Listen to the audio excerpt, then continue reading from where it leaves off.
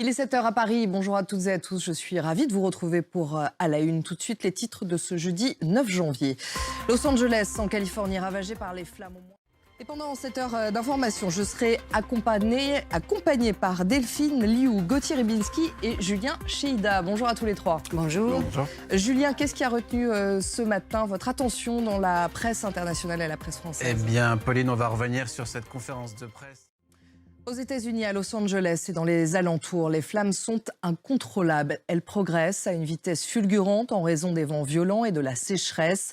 La ville fait face à l'un des incendies les plus destructeurs de son histoire. Au moins 5 personnes sont mortes. Plus de 100 000 habitants ont été évacués, notamment autour du quartier historique d'Hollywood. Joe Biden, qui devait se rendre en Italie, a annulé son voyage. Étienne Papono.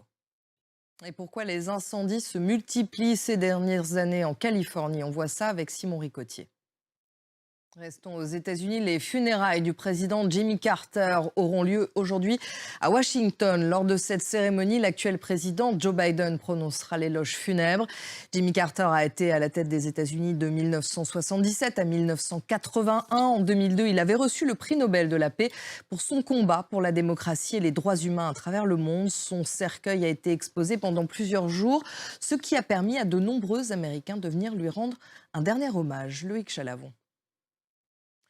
Les parlementaires libanais parviendront-ils à se mettre d'accord et à élire un nouveau président? Après 2 ans de vacances du pouvoir, il y a urgence.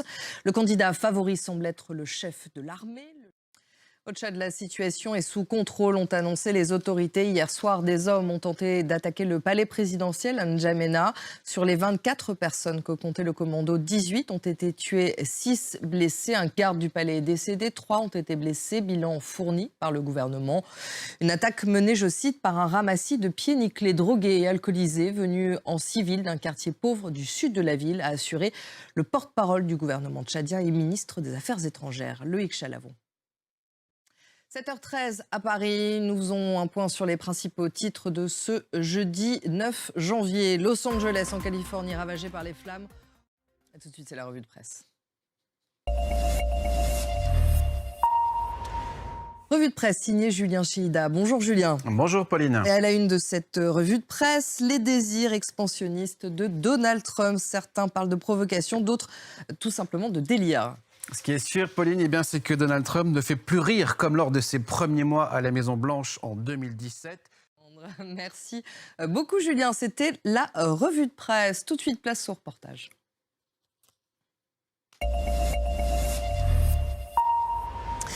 Et je vous propose un extrait de notre émission Reporter. C'est l'un des plus grands gisements de gaz d'Amérique latine. Au Pérou, près de 14 milliards de mètres cubes de gaz sont extraits chaque année du cœur de la forêt amazonienne. Pour exploiter cette énergie fossile, depuis 20 ans, de puissantes multinationales creusent des puits et transportent le gaz dans d'immenses pipelines.